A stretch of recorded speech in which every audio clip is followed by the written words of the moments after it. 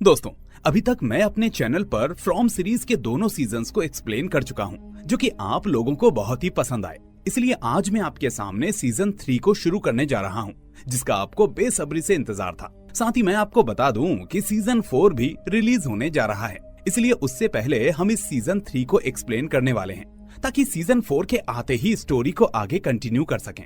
लेकिन दोस्तों, इस सब में बहुत ही मेहनत लगती है, इसलिए आपसे रिक्वेस्ट है कि वीडियो को लाइक करके पूरा देखें। साथ ही चैनल को सब्सक्राइब करके बेल आइकन दबा दें, ताकि कोई भी अगली वीडियो आपसे मिस ना हो। तो चलिए शुरू करते हैं from season 3 episode number 1 shutter. तो सीजन 3 के पहले एपिसोड की शुरुआत वहीं से होती है जहां पहला सीजन खत्म हुआ था। टैबी लाइट हाउस से गिरने के बाद सीधे रियल वर्ल्ड के कैम्डन शहर के हॉस्पिटल में होश में आती है, जहां डॉक्टर ब्रॉडी उसे बताती है कि 2 हाइकर्स को वो 3 दिन पहले जंगल में घायल हालत में मिली थी और वो उसे यहाँ ले आए थे। फिर ब्रॉडी उससे पूछती है कि उसे क्या हुआ था, लेकिन टैबी जानती थी कि अगर वो मॉन्स्टर्स या उस टाउन के बारे में कुछ भी बोलेगी तो लोग उसे पागल समझेंगे, इसलिए वो चुप रहने का फैसला करती है। लेकिन प्रोटोकॉल के हिसाब से हॉस्पिटल वालों ने पुलिस बुला ली थी, जिसे सुनकर टैबी पहले नॉर्मल रहती है। लेकिन जैसे ही ब्रॉडी रूम से जाती है, वो तुरंत कपड़े बदलकर विक्टर का लंच बॉक्स उठाकर हॉस्पिटल से चुपके से निकल जाती है। ये लंच बॉक्स इस बात का प्रूफ है कि टाउन रियल था और टैबी सचमुच बाहर आ चुकी है। लेकिन अब उसे जिम, जूली और ईथन की चिंता हो रही थी। खैर, अब बाहर उसे थोड़ी दूर पर वही व्हाइट बॉय दिखाई देता है, जो हंसकर उसे हाय करता है। अब टैबी उसके पीछे पास के स्टोर में जाती है और उसे पकड़ने की कोशिश करती है, लेकिन बच्चा जैसे ही पलटता है तो वो कोई और ही बच्चा निकलता है।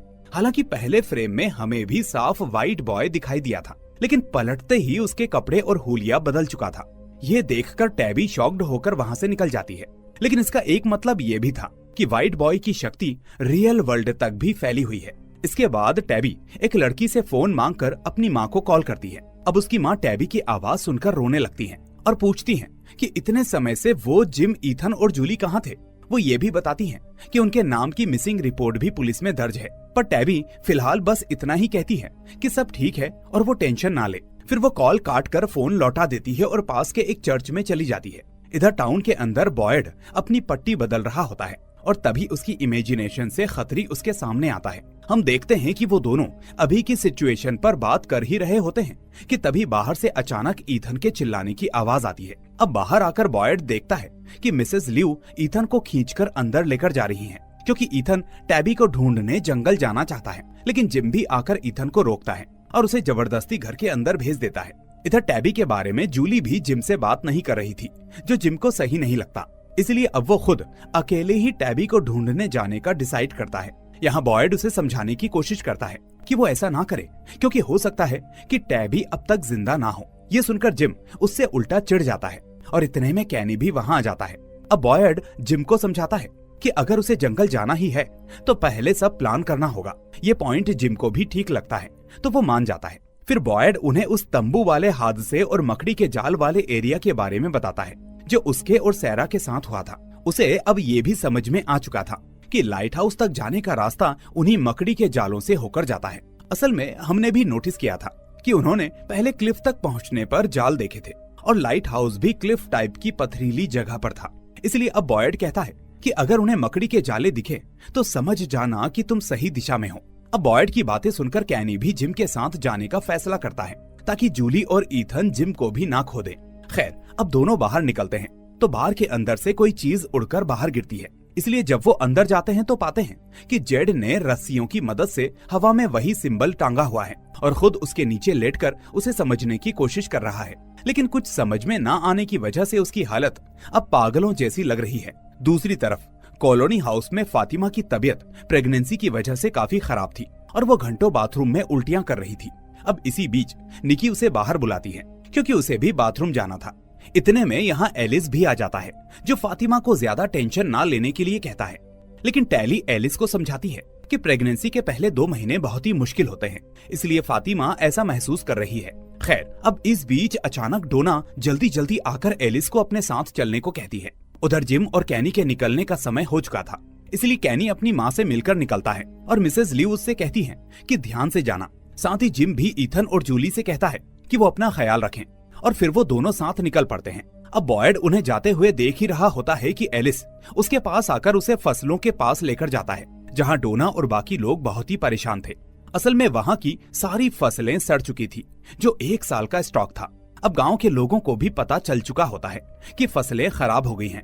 इसलिए वो मिसेस लियू के घर में जबरदस्ती घुसकर सब्जियां उठाने लगते हैं।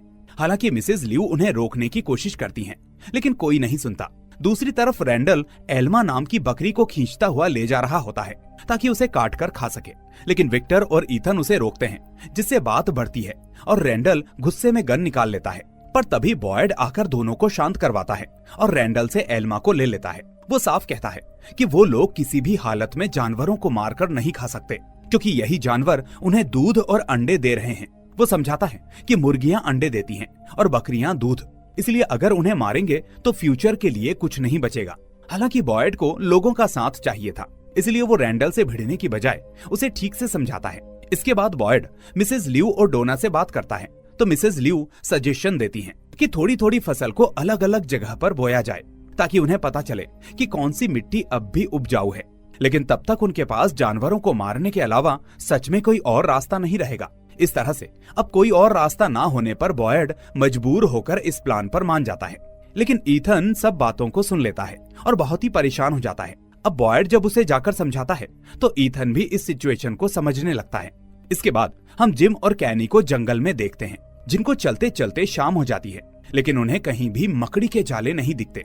फिर रास्ते में उन्हें एक अजीब डरावना सा पुतला यानी कुछ स्कैरक्रो टाइप दिखता है और फिर थोड़ा आगे उन्हें और भी वैसे ही पुतले नजर आते हैं। अब अगर इन डॉल्स को ध्यान से देखें तो इनके ऊपर कीले वगैरह ठोकी गई थी, यानी ये वुडू डॉल या ब्लैक मैजिक के लिए इस्तेमाल होने वाली चीजें लग रही थी। खैर, अब थोड़ा और आगे बढ़ने पर वो कुछ पुरानी झोपड़ियों के पास पहुंचते हैं, जहां शायद बहुत पुराने समय में कोई रहता होगा। यहाँ माहौल बहुत ही अजीब था, जिस वजह से कैनी को लगता है कि वो भटक चुके हैं। साथ ही अब जल्दी अंधेरा होने वाला था, इसलिए वो वहीं एक झोपड़ी में ताबीज लगाकर रात को रुकने का फैसला करते हैं। फिर रात को जब वो झोपड़ी में बैठे होते हैं तो उन्हें बाहर मॉन्स्टर्स की आवाजें सुनाई देती है, जिससे दोनों तुरंत ही चुप हो जाते हैं। इसी बीच अब जिम को भी महसूस होता है कि टैबी ने उसे घर पर इसीलिए छोड़ा था कि अगर एक को कुछ हो जाए तो दूसरा बच्चों का ख्याल रख सके। इसी के चलते अब वो डिसाइड करता है कि सुबह होते ही वो टाउन वापस लौट जाएंगे।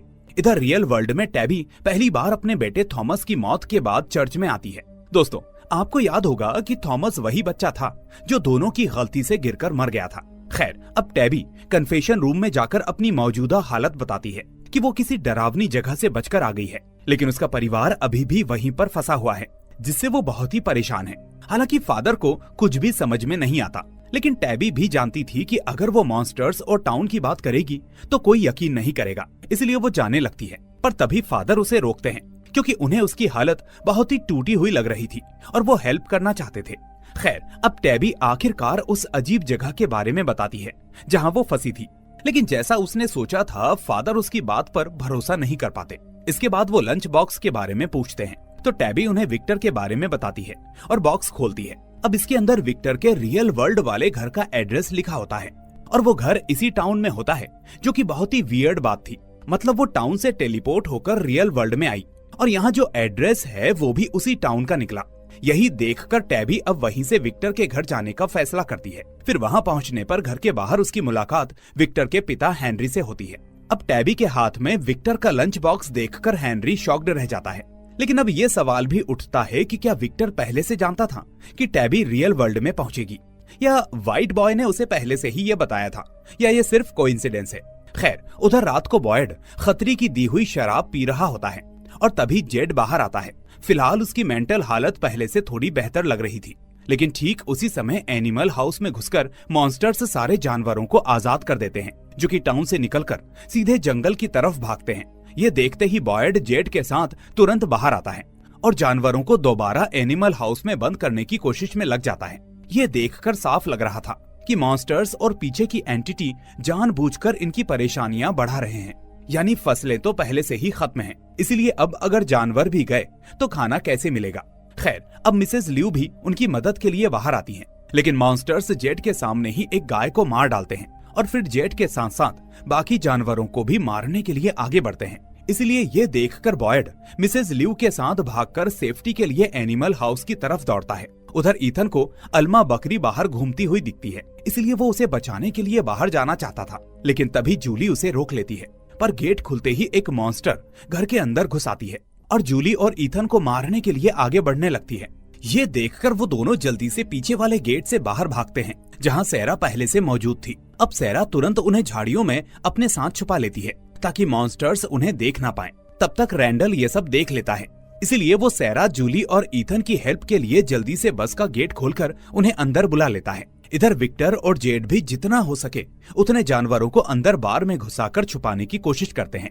इसी बीच बॉयड और मिसेस लिू भी एनिमल शेल्टर के अंदर घुसकर गेट को बंद कर लेते हैं, लेकिन अंदर कुछ मॉन्स्टर्स पहले से मौजूद होते हैं जो बॉयड और मिसेस लिू को पकड़ लेते हैं। असल में ये सब कुछ प्लान्ड जैसा लग रहा था, जैसे किसी ने जानबूझकर उन्हें यहाँ पर फंसाया हो। अब जैसा कि बॉयड ने सीजन 2 के एपिसोड 10 में जंगल में खड़े होकर चिल्लाया था, तुम मुझे तोड़ नहीं सकते, तो अब वही बात एक मॉन्स्टर बॉयड के सामने दोहराता है और वो बॉयड को एक पिलर से बांध देता है। इसके बाद वो मिसेस लिू को धीरे धीरे टॉर्चर करना शुरू करते हैं, जिसे देखकर बॉयड सच में टूट जाता है और रोने लगता है। अब चाहकर भी बॉयड कुछ कर नहीं सकता था और आखिर में मॉन्स्टर्स बॉयड के सामने मिसेस लिू को मार डालते हैं। आखिर में बॉयड बंधा हुआ था, वो बेबस होकर सब देखता रह जाता है और इसी के साथ सीजन 3 का पहला एपिसोड यहीं पर खत्म हो जाता है। Episode number 2, when we go. अब एपिसोड 2 की शुरुआत वहीं से होती है जहां बॉयड के सामने ही मिसेस लिू को बहुत बुरी तरह से मार दिया गया था। फिर जब सुबह जेड आकर उसे खोलता है तो बॉयड मिसेस लिू की बॉडी को गले लगाकर जोर जोर से रोने लगता है। साफ है कि मॉन्स्टर्स उसे मारने से ज्यादा अंदर से तोड़ना चाहते थे। उधर कैनी को अभी तक कुछ पता नहीं था, वो पहले ही अपने पिता को खो चुका था, लेकिन अब उसकी माँ भी चली गई थी। इधर अब जिम और कैनी जहाँ रात को रुके थे उस झील के पास उन्हें ताजी सब्जियां मिलती हैं, जिन्हें देखकर दोनों खुश हो जाते हैं क्योंकि टाउन में खाने की कमी शुरू हो गई है और ये सब्जियां उस क्राइसिस को काफी समय के लिए कंट्रोल कर सकती थी। उधर रियल वर्ल्ड में टैबी हेनरी यानी विक्टर के पिता के घर के बाहर बेहोश हो गई थी, इसलिए हेनरी उसे अंदर तो लाता है लेकिन इंट्रूडर समझकर पुलिस को भी बुला लेता है। इतने में होश में आकर टैबी उसे उस टाउन के बारे में बताती है जहां वो फंसी थी और ये भी कि विक्टर जिंदा है। ये सुनकर हेनरी शॉक्ड रह जाता है, पर वो इस पर भरोसा नहीं कर पाता। लेकिन फिर टैबी टाउन में फंसे लोगों के नाम और रियल वर्ल्ड में उनके मिसिंग होने की खबरों का जिक्र करके उसका डाउट कम करने की कोशिश करती है। लेकिन हेनरी का फोकस बार बार उसी लंच बॉक्स पर लौट आता है क्योंकि उसे डर होता है कि कहीं टैबी ने ही विक्टर को नुकसान ना पहुंचाया हो। खैर, अब टैबी उसे बताती है कि वो टॉवर यानी लाइट हाउस में फंसे बच्चों की मदद करने गई थी, जहां एक बच्चे ने घर जाने का एक ही रास्ता कहकर उसे टॉवर से धक्का दे दिया था। अब ये डिटेल हेनरी के लिए मैच हो जाती है और वो धीरे धीरे उसकी बातों पर यकीन करने लगता है। पर इतने में पुलिस दरवाजे पर पहुंच जाती है, लेकिन अब वो उन्हें कह देता है कि बस गलत फहमी थी, जिसके बाद वो लौट जाते हैं। फिर वो बताता है कि मिरांडा यानी विक्टर की माँ भी सालों पहले इन्हीं फंसे हुए बच्चों के बारे में बात करती थी, जिन्हें वो बचाना चाहती थी, लेकिन 40 साल पहले वो गायब हो गई और कभी लौटी नहीं। हेनरी आगे कहता है कि अगर ये कोई मजाक है तो टैबी अभी बता दे, क्योंकि वो इस उम्मीद के साथ नहीं जी सकता कि उसका बेटा जिंदा है। लेकिन टैबी बस यही कहती है कि सब कुछ सच है और विक्टर बहुत ही अच्छा इंसान है और जिंदा है। इधर टाउन में धीरे धीरे सबको मिसेस लिू की मौत की खबर मिलती है। अब वो इतनी अच्छी थी, सबके लिए खाना बनाती थी, इसलिए पूरा टाउन आज बहुत ही दुखी था। कई लोग तो पछता रहे थे कि पिछले दिन उन्होंने उनसे बदतमीजी की थी। साथ ही ईथन भी ये सुनकर रो पड़ता है और इसी बीच गुस्से में विक्टर अचानक कहीं निकल जाता है, वो भी बिना बताए। इसके बाद बॉयड मिसेस लिू की बॉडी को चर्च में रखते हुए वही सीन याद करता है जब मॉन्स्टर्स उन्हें नोच रहे थे और वो कैंटोनीज में उसे कुछ कह रही थी जो उसे समझ में नहीं आया। फिर डोना गुस्से में बॉयड पर चिल्लाती है क्योंकि मिसेस लिू उसे जानवरों को बचाते देखकर ही बाहर आई थी। पर सच ये है कि दोनों जानते हैं कि मॉन्स्टर्स के सामने वो कुछ भी नहीं कर सकते थे। खैर, अब सैरा से ये सुनकर क्रिस्टी भी क्लिनिक छोड़कर रोती हुई टाउन की तरफ आ जाती है।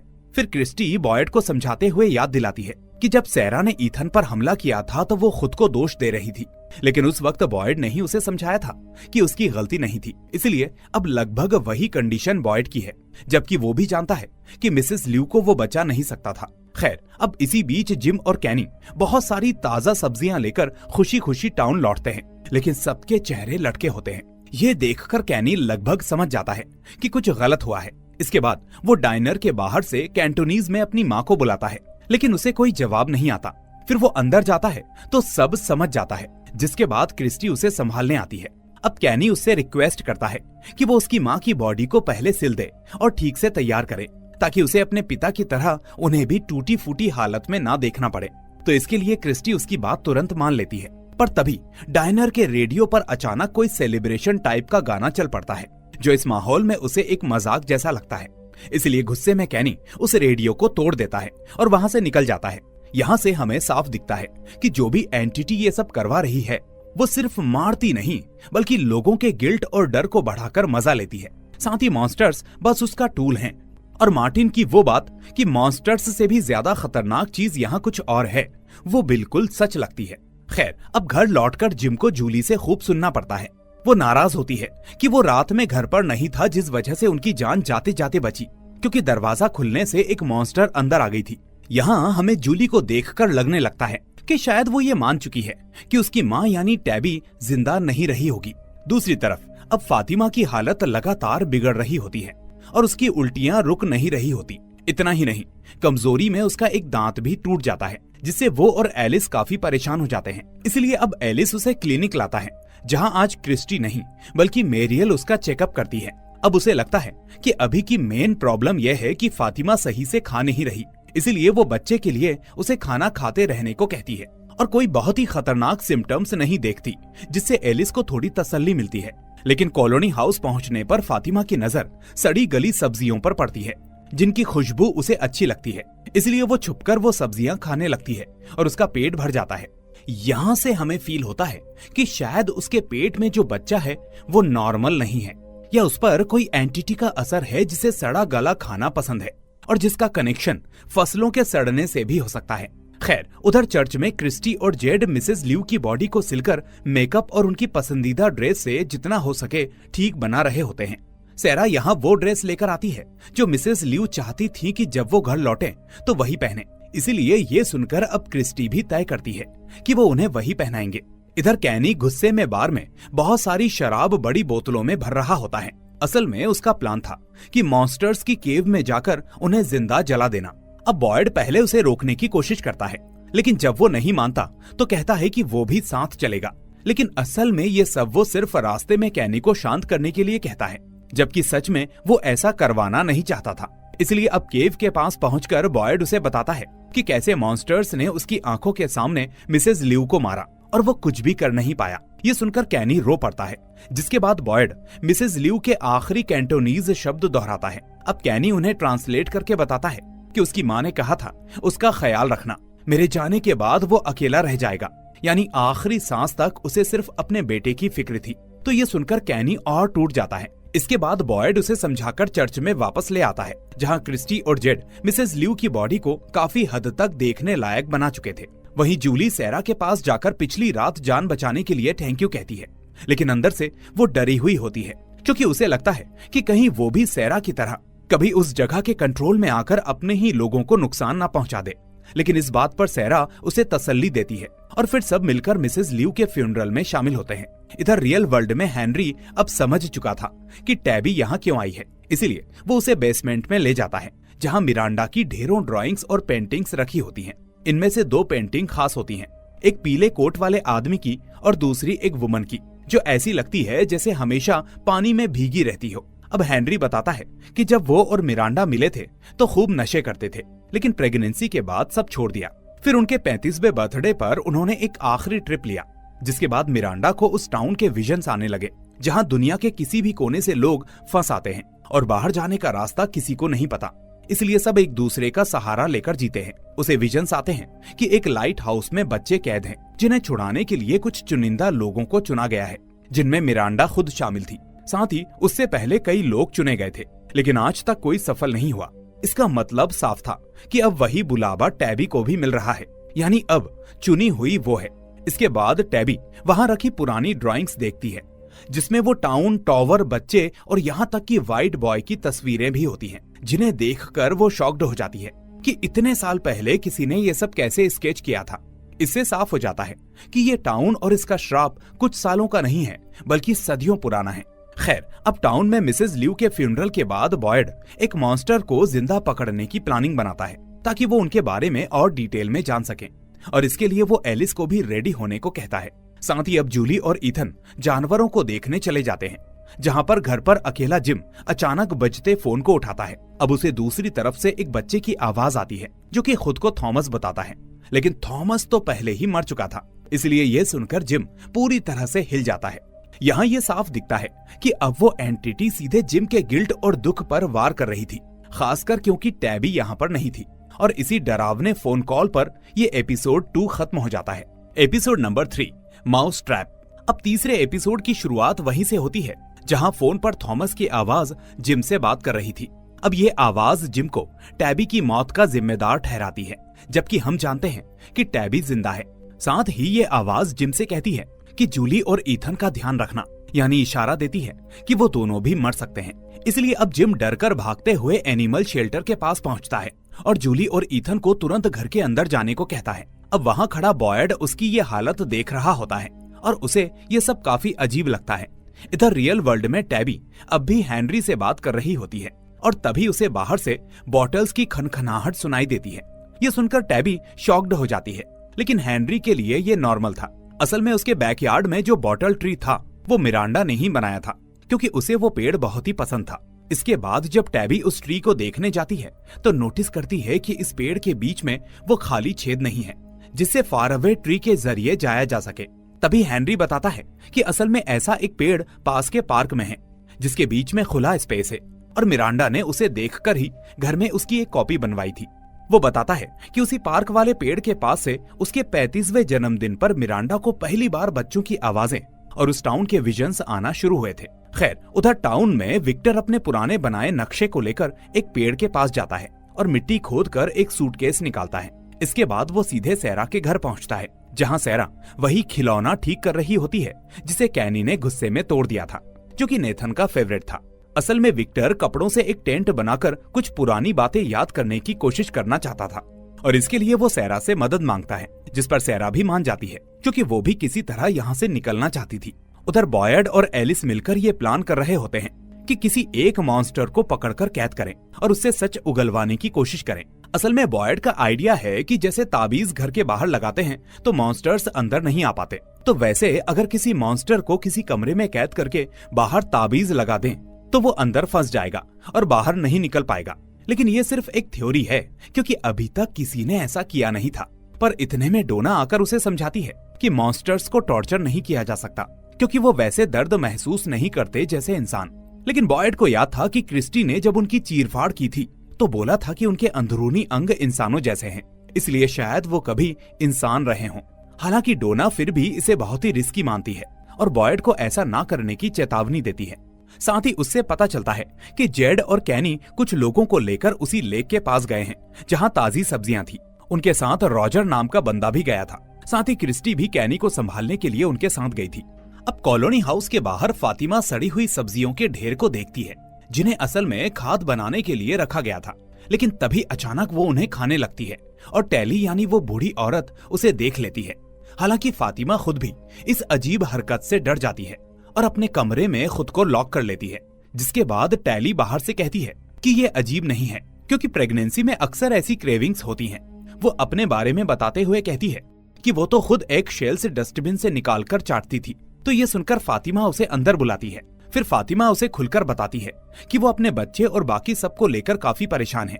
साथ ही वो समझ नहीं पा रही कि क्या सही है। तो ये सुनकर टैली अपने टेरो कार्ड्स निकालती है और बच्चे के बारे में फ्यूचर देखने की बात करती है। हालांकि फातिमा को ये सब बकवास लगता है, लेकिन टैली बताती है कि अस्पताल में उसके पति के इलाज के दौरान एक गर्डी नाम की औरत ने उसे यही कार्ड्स दिए थे और इन्हीं की मदद से उसे अपने कैंसर और इस टाउन से जुड़े विजन जैसी चीजों के बारे में पहले से इशारे मिलते रहे, पर इसके बावजूद उन्होंने इस सब पर ध्यान नहीं दिया। इसी दौरान हमें ये भी पता चलता है कि एल्जिन सीजन 2 के बाद से डर की वजह से ठीक से सो नहीं पा रहा था, लेकिन अब फाइनली वो थोड़ी देर के लिए सो पाया है। इसके बाद जैसे ही फातिमा बच्चे के बारे में टेरो से पूछती है तो पहले एक काला रेवन पक्षी विंडो से टकराकर मर जाता है। इसके बाद जब वो दोबारा से कार्ड खींचते हैं तो एक रेवन कांच तोड़कर अंदर आता है और सबके सामने मर जाता है, जिसे देखकर सब डर जाते हैं। अब साफ तौर पर ये एक बहुत ही खराब संकेत लगता है, मानो फातिमा के बच्चे का भविष्य काला हो या वो नॉर्मल इंसानी बच्चा ना हो। इधर Kenny, Zed, Roger, Christie, Dale, Hall और 2 और लोग उसी जगह पहुंचते हैं जहां पहले वुडू डॉल्स लगे दिखे थे। ताकि वहां से सब्जियां इकट्ठा कर सकें। यहाँ हम समझ पाते हैं कि शायद ये वुडू डॉल्स ही किसी तरह के इविल को दूर रखते हैं, जिस वजह से उस जगह की सब्जियां सड़ी नहीं थी।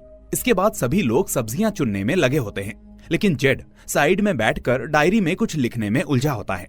इस पर उसकी डेल से बहस हो जाती है, जिसके बाद जेड थोड़ा दूर टॉयलेट करने जाता है, लेकिन तभी उसकी नजर कुछ लाल रंग के पत्थरों पर पड़ती है और पास के पेड़ पर उसे एक आदमी की बॉडी दिखती है, जिसकी एक आंख स्टेपल करके पेड़ से चिपकाई गई थी। ये देखकर अब जेड जैसे ही उसके पास जाता है तो वो आदमी अचानक उसका गला पकड़ लेता है, लेकिन ये सब उसका भ्रम निकलता है। पर इसके बाद जेड डर से उस जगह पर रहना नहीं चाहता था और इसीलिए वो फौरन टाउन लौटने की जिद करता है। पर जल्द ही अंधेरा होने वाला था और बाहर अकेले जाना जानलेवा हो सकता था, इसलिए क्रिस्टी उसे रोकने के लिए उसके पीछे जाती है। लेकिन तभी उसका पैर एक पुराने बेयर ट्रैप में फंस जाता है, जिसके बाद सब मिलकर उस ट्रैप को खोलने की कोशिश करते हैं। तभी जेड को कुछ याद आता है, जिसके बाद वो डेल के साथ वुडू डॉल्स के पास जाता है और उनके डंडों को निकालता है। इसके बाद वापसी में वो दोनों मिलकर वही डंडे लगाकर क्रिस्टी का पैर ट्रैप से निकाल देते हैं। लेकिन इतनी लंबी सीरीज के बाद भाई हम तो ये समझ गए, पर इस आदमी को ये समझ में नहीं आया कि ऐसे में इन वुडू डॉल्स को छेड़ना नहीं चाहिए था। अब आगे तो इनका भगवान ही मालिक है। तो अब जेड को फिर से वही फूटी आंख वाला आदमी भ्रम में नजर आता है, वो भी इस बार खोपड़ी के अंदर से खून पीते हुए। इसके बाद क्रिस्टी उसे झकझोरकर होश में लाती है और उसे झोपड़ी के अंदर ले जाती है।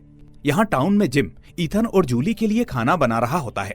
यहाँ ईथन को पूरा यकीन था कि उसकी माँ अब जिंदा नहीं है, इसलिए वो कहता है कि अगर उनकी बॉडी मिले तो वो उन्हें खुद दफनाना चाहता है, ताकि कीड़े मकोड़े उन्हें खा ना सके। लेकिन ये सुनकर जिम गुस्से में उसे डांट देता है, जिसके बाद जूली और ईथन वहां से चले जाते हैं। पर तभी घर का फोन फिर से बजता है, लेकिन जिम डर, गुस्से और फ्रस्ट्रेशन में फोन उठाता ही नहीं, क्योंकि उसे कहीं ना कहीं डर था कि ये फोन थॉमस का ही ना हो। खैर, अब बॉयड चर्च में खत्री और मिसेस ल्यू के नाम के साथ मेमोरियल बोर्ड तैयार कर रहा होता है और तभी वहां उसे फादर खत्री की इमेजिनरी शक्ल नजर आती है, जो उसे समझाती है कि मॉन्स्टर पकड़ने का प्लान छोड़ दे, क्योंकि इससे उसकी खुद की जान खतरे में पड़ सकती है। लेकिन बॉयड चिढ़कर उसे जाने को कहता है और खत्री गायब हो जाते हैं। फिर बोर्ड बनाने के बाद बॉयड डाइनर की ओर जाता है, जहां वक्ता और ईथन सफाई कर रहे होते हैं। ये दोनों डरे हुए होते हैं कि शायद वो कभी भी घर लौट नहीं पाएंगे। तो बॉयड उन्हें समझाता है कि अगर यहाँ आने का रास्ता है तो यहाँ से जाने का भी कोई ना कोई रास्ता होगा, और ऐसा कहकर वो रैंडल के पास जाने के लिए निकल जाता है। इधर रैंडल को फिर से वो झिंगूर अपने ऊपर रेंगते हुए महसूस होते हैं, जैसे वही कीड़े उसे खा रहे हों। लेकिन बॉयड के पहुंचने पर वो अचानक नॉर्मल हो जाता है। अब बॉयड रैंडल से कहता है कि आज रात शेरिफ स्टेशन में रहो, क्योंकि वो खुद बस में रहकर बाहर आने वाले मॉन्स्टर्स पर नजर रखना चाहता है। इधर रियल वर्ल्ड में दूसरे असली बॉटल ट्री के बारे में सुनकर टैबी हेनरी से कहती है कि वो उसे वहां ले चले, क्योंकि उसे लगता है कि शायद वहां उसे कोई क्लू मिल जाएगा।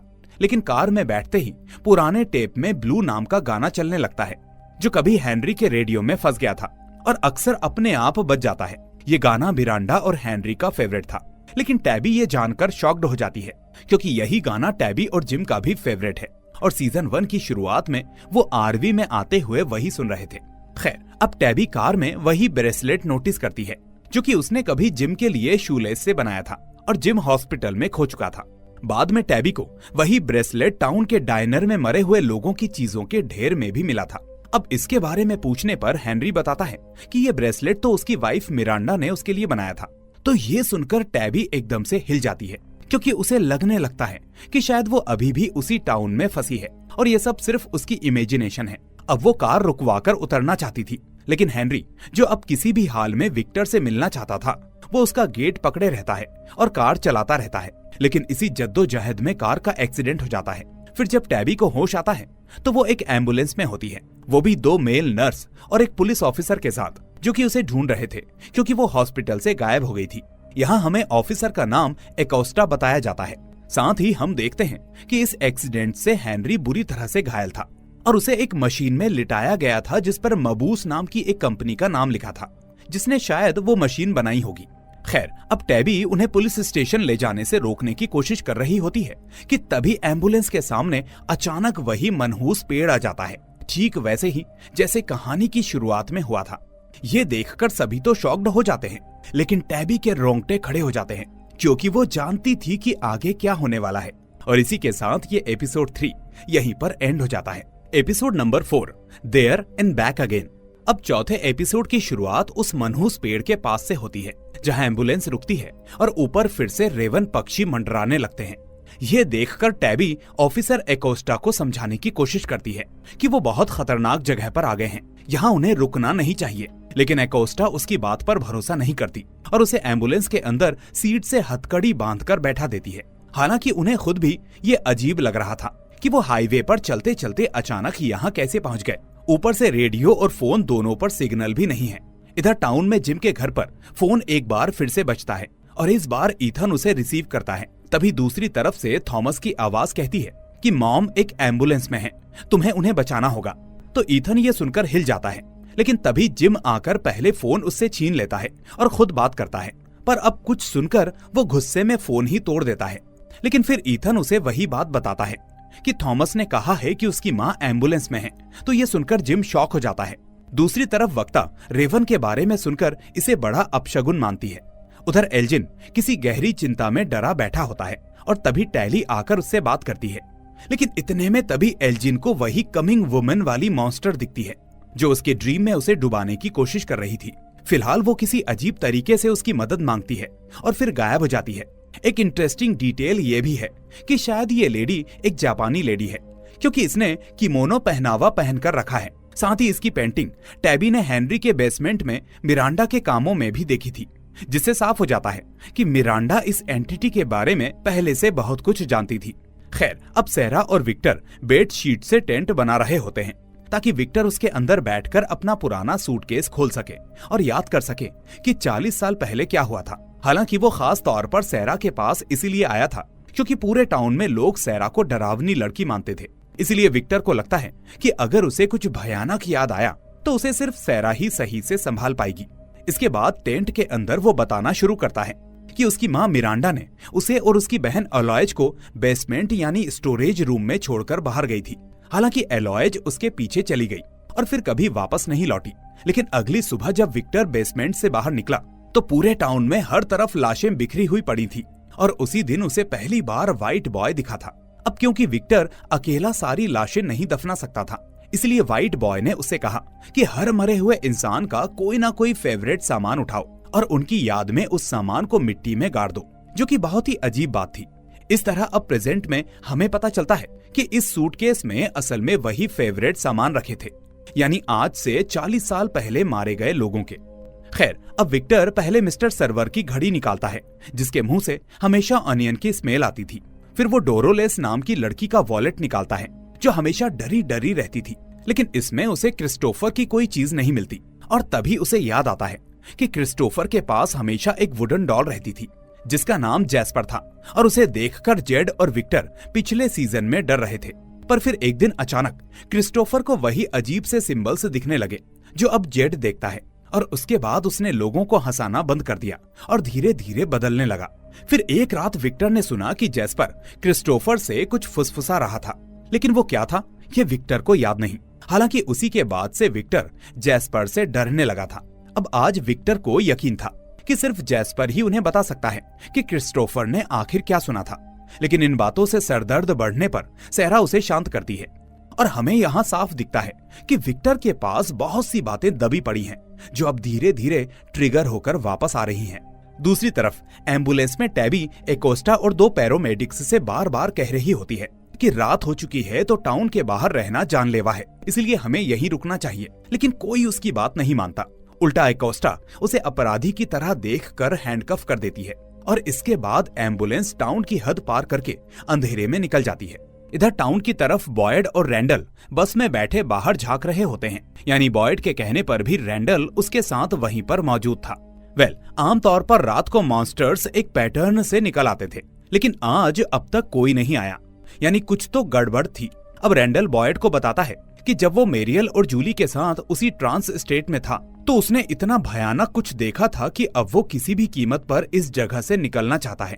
फिर बॉयड उससे और कुछ पूछता, तभी एम्बुलेंस बस के पास से गुजरती है, जिसके बाद टैबी अंदर से चिल्लाकर एम्बुलेंस रुकवाने की कोशिश करती है, लेकिन पैरामेडिक्स नहीं रुकते। इतने में ईथन और जिम भी दूर से एम्बुलेंस को देखकर समझ जाते हैं कि उसके अंदर टैबी है, क्योंकि फोन पर थॉमस ने यही कहा था कि मॉम एम्बुलेंस में है। इसलिए अब जिम तुरंत बाहर भागता है, जबकि बॉयड और रैंडल भी बस से निकलते हैं और जिम उन्हें सब समझाता है। फिर थोड़ा आगे ही एम्बुलेंस रुक जाती है क्योंकि सड़क पर एक औरत बेहोश पड़ी दिखती है। यहाँ हम तो समझ जाते हैं कि ये एक मॉन्स्टर है जो जाल बिछाकर बैठी है, लेकिन पैरामेडिक्स को लगता है कि वो कोई घायल इंसान है जिसे मदद चाहिए। हालांकि टैबी चीखती है कि ये इंसान नहीं है, लेकिन एकोस्टा उसकी बात अनसुनी करके पैरामेडिक्स के साथ बाहर निकल जाती है। अब जैसे ही पैरामेडिक्स उस औरत को छूते हैं, वो अचानक से जाग जाती है और दोनों के टुकड़े टुकड़े कर देती है। तभी अंधेरे से और भी मॉन्स्टर्स निकल आते हैं जो शायद पहले से ही जानते थे कि शिकार यहाँ आने वाला है। अब एकोस्टा उन पर गोलियां चलाती है, लेकिन कोई असर नहीं होता। इसीलिए मजबूर होकर वो कॉलोनी हाउस की तरफ भागती है। फिर कॉलोनी हाउस के बाहर निक्की को बंदूक की आवाज सुनाई देती है, और क्योंकि एकोस्टा गोलियां चला रही होती है, इसलिए एक शॉट मिसफायर होकर मिकी के पेट में लग जाता है। अब मेरियल उसे बचाने की कोशिश करती है, जबकि क्लारा गेट खोलकर एकोस्टा को अंदर बुला लेती है। इससे एकोस्टा की जान तो बच जाती है, लेकिन निक्की की हालत को देखकर वो शर्म और गिल्ट में डूब जाती है। उधर एम्बुलेंस की तरफ बॉयड, जिम और रैंडल पहुंचते हैं और जिम टैबी को जिंदा देखकर उसे गले लगाकर रोने लगता है। इसी बीच रैंडल हथकड़ी तोड़ने के लिए बस से टूल बॉक्स लेने भागता है, लेकिन लौटते वक्त मॉन्स्टर्स उसे घेर लेते हैं, जिस वजह से वो दूर से ही टूल बॉक्स बॉयड की तरफ फेंकता है और अचानक उसे फिर वही झिंगुर अपने ऊपर रेंगते दिखने लगते हैं। फिर बॉयड टूल बॉक्स जिम को थमा देता है और खुद एम्बुलेंस की चाबी तलाशने लगता है। इसी बीच एक मॉन्स्टर चाबी लेकर उसे उकसाने की कोशिश करता है, यानी बॉयड के सामने चॉइस सेट कर रहा हो कि या तो चाबी लेकर जिम, टैबी और हेनरी की जान बचाओ या रैंडल के पास लौटकर उसकी मदद करो। अब इस कम वक्त में बॉयड फैसला करता है और चाबी पकड़कर फौरन एम्बुलेंस स्टार्ट करके उसे कॉलोनी हाउस की तरफ ले जाता है, जबकि पीछे रैंडल के पास अब कई मॉन्स्टर्स पहुंच चुके होते हैं। अब कॉलोनी हाउस के अंदर टैबी को देखकर सब शॉक्ड रह जाते हैं, कुछ खुश होते हैं तो कुछ डरे हुए भी, लेकिन बाहर क्या हो रहा था ये किसी को अंदाजा नहीं था। इसके बाद फातिमा और मेरियल निक्की के पेट से गोली निकाल देते हैं, लेकिन ज्यादा खून बह जाने से निक्की की मौत हो जाती है। फिर बॉयड अंदर आता है तो ये देखकर उसके अंदर उबलता गुस्सा फूट पड़ता है। अब वो एकोस्टा पर चिल्लाने लगता है कि उसकी लापरवाही से ये सब हुआ है, लेकिन डोना उसे ऊपर ले जाती है और वहाँ वो खुद रोने लगती है, क्योंकि उसे रोज किसी न किसी की मौत देखनी पड़ती है और जिम्मेदारी का बोझ धीरे धीरे टूटता जा रहा है। इस पर बॉयड उसे संभालता है और वो दोनों थोड़ी देर के लिए बस इंसान बन जाते हैं, लीडर नहीं। दूसरी तरफ कैनी, क्रिस्टी और जेड मिसेस ल्यू को याद कर रहे होते हैं। साथ ही जेड उन्हें अब उस सिंबल यानी फूटी आंख वाले आदमी और खोपड़ी से खून पीते हुए विजन के बारे में बताता है, लेकिन तभी उन्हें बाहर से मॉन्स्टर्स की आवाजें आती हैं और वो सब चुप हो जाते हैं। इधर जूली और ईथन भी परेशान होते हैं और उन्हें लगता है कि शायद उनके पिता जिम के साथ साथ बॉयड और रैंडल भी अब नहीं लौटेंगे। फिर जूली ईथन को गले लगाकर शांत कराने की कोशिश करती है कि सब ठीक हो जाएगा। इसके बाद कॉलोनी हाउस के अंदर फातिमा चुपके से निक्की की बॉडी के पास जाती है और कुछ ऐसा करती है जिससे हमारे रोंगटे भी खड़े हो जाते हैं। हम देखते हैं कि वो उसके पेट के घाव से निकले खून को हाथ में लेकर धीरे धीरे चाटने लगती है, जैसे कि वो उसे अच्छा लग रहा हो। अब बाहर बॉयड को एम्बुलेंस की छत पर कुछ घिसटने की आवाज आती है और जब वो बाहर देखता है तो पता चलता है कि मॉन्स्टर्स ने रैंडल को मारा नहीं था, बल्कि एम्बुलेंस के ऊपर टांग दिया था। इतना ही नहीं, उसके चेहरे और गर्दन पर अजीब से निशान बनाए गए थे जिनसे उसे सांस लेने में दिक्कत हो रही थी। अब यहीं एक और डिटेल कनेक्ट होती है। जब हेनरी के बेसमेंट में टैबी ने जो येलो सूट पहने आदमी की पेंटिंग देखी थी, उसके गाल और चेहरे पर भी ऐसे ही निशान बने थे। और इसी के साथ ये 4th एपिसोड भी यहीं पर एंड हो जाता है। Episode number 5, the light of day.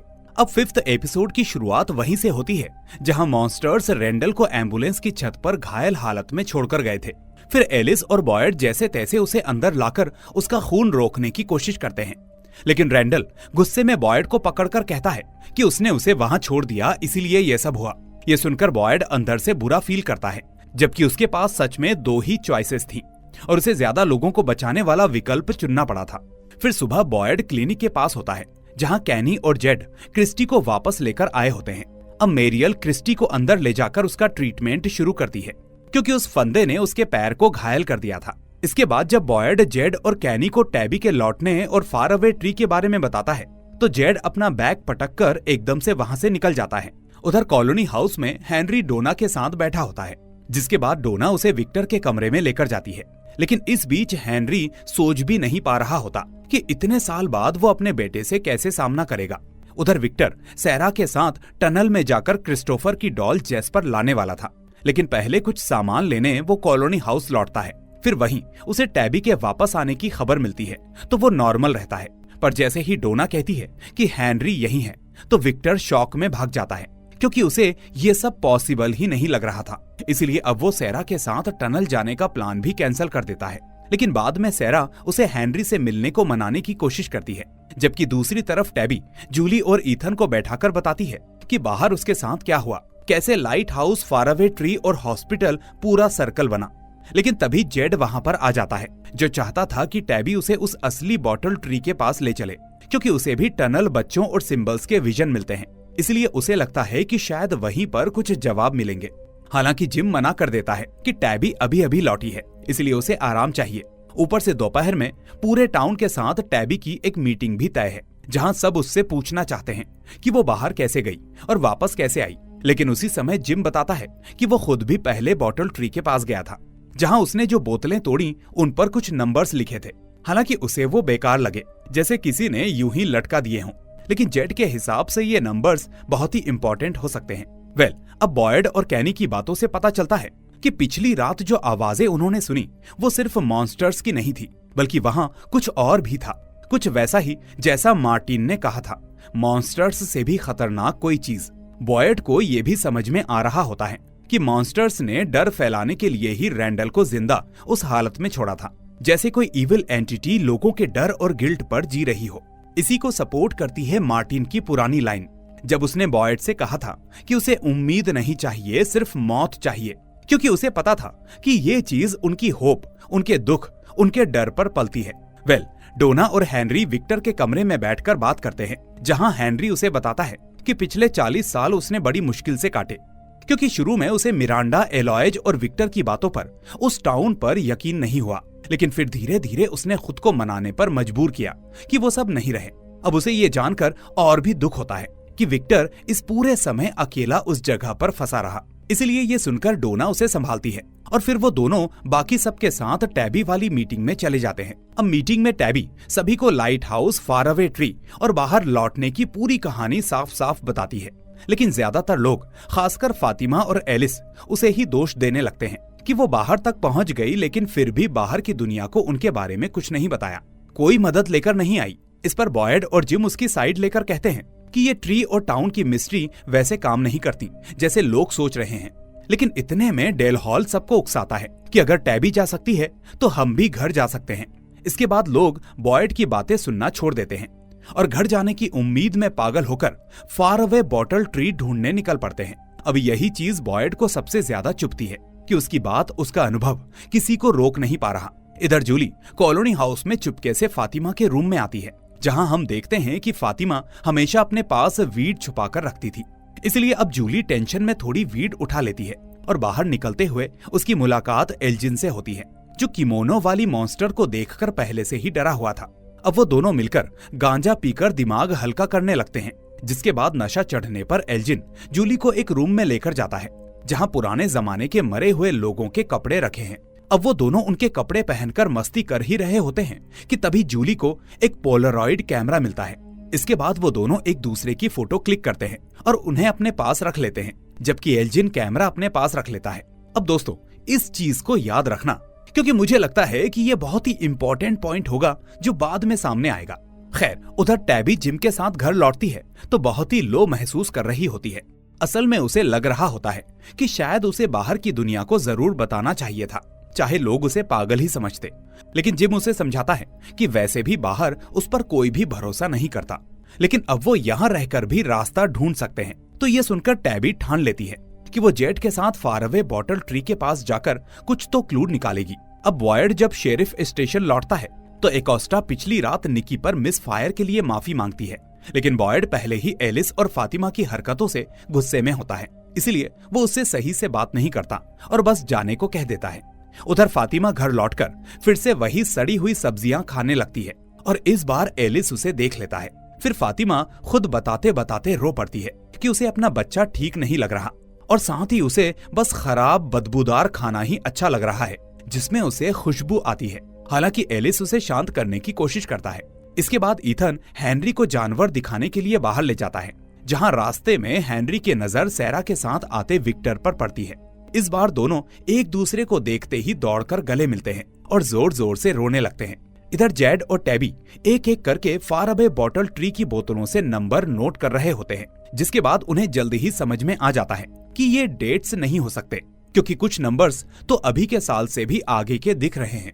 इतने में जेड टैबी को टनल में दिखे बच्चों, सिंबल्स और अंगुई शब्द के बारे में बताता है, जो टैबी ने भी पहले बच्चों से सुना था। अब इसी बीच Dale Hall far away tree को ढूंढते ढूंढते वहीं पहुंच जाता है, जहां उसे पूरा यकीन था कि अब वो घर चला जाएगा। हालांकि टैबी और जेड उसे समझाने की बहुत कोशिश करते हैं कि ये ट्री जहां चाहो वहां नहीं ले जाते, पर डेल है कि सुनता ही नहीं। वो सीधे फार अवे ट्री में घुसकर गायब हो जाता है। इधर बॉयड रेंडल वाली रात से पूरे शहर की हालत से पहले ही टूट चुका होता है, इसलिए वो बस में जाकर बैठ जाता है, जिसके बाद वक्ता आकर उसे संभालती है और कहती है कि पिछली रात जो कुछ भी हुआ उसमें बॉयड की कोई गलती नहीं थी। लेकिन तभी अचानक उन्हें बाहर से लोगों की चीखें सुनाई देती है, जिसके बाद वो पूल के पास पहुंच जाते हैं, उसी स्विमिंग पूल पर जिसे हमने सीजन 3 की शुरुआत में देखा था, जहां अंदर कार धसी है। खैर, अब वो देखते हैं कि पूल की कंक्रीट दीवार में डेल फंसा हुआ है, जहां उसका शरीर दीवार में आधा दबा था और वो दर्द में तड़पते हुए चिल्ला भी नहीं पा रहा था। अब बॉयड गुस्से में सब पर चिल्लाता है कि अब अगला कौन जाना चाहता है फार अवे ट्री में, बोलो कौन जाएगा। लेकिन इसके बाद कोई आवाज नहीं उठती, क्योंकि सबकी समझ में आ चुका था कि टैबी का केस शायद एकदम अलग था और व्हाइट बॉय ने सिर्फ उसकी मदद की थी, या ट्रीज ने खुद उसे कहीं और भेजा होगा। अब डेल को इतने प्रेशर और दर्द से छुड़ाने के लिए बॉयड के पास सिर्फ एक ही रास्ता होता है, और वो ये कि उसे मार देना। लेकिन इस बार उसके हाथ सीधे खून से गंदे नहीं होते, क्योंकि इतने में डेल खुद ही दीवार के प्रेशर से अपना दम तोड़ देता है। अब डोना डेल की इस हालत को देखकर टूट जाती है, क्योंकि वो सबके लिए इतना लड़ती रही और सब उसके लिए परिवार के जैसे थे। और इसी भयानक मोड़ के साथ ये 5th एपिसोड भी यहीं पर एंड हो जाता है। तो दोस्तों, ये थे फ्रॉम सीजन 3 के शुरू के 5 एपिसोड्स, और अगली वीडियो में मैं आपके लिए बाकी के 5 एपिसोड्स लेकर आऊंगा, क्योंकि उसके खत्म होने के बाद ही हम इस साल रिलीज हो रहे सीजन 4 को शुरू कर पाएंगे। लेकिन उससे पहले मेरी आप लोगों से रिक्वेस्ट है कि इस वीडियो को लाइक करके अपने दोस्तों के साथ इसे शेयर कर दीजिए। साथ ही इस चैनल को सब्सक्राइब करके बेल आइकन दबा दीजिए, ताकि कोई भी वीडियो आपसे मिस ना हो। अब मैं आपसे मिलूंगा आगे के आखिरी एपिसोड्स के साथ। Till then, take care and thanks for watching.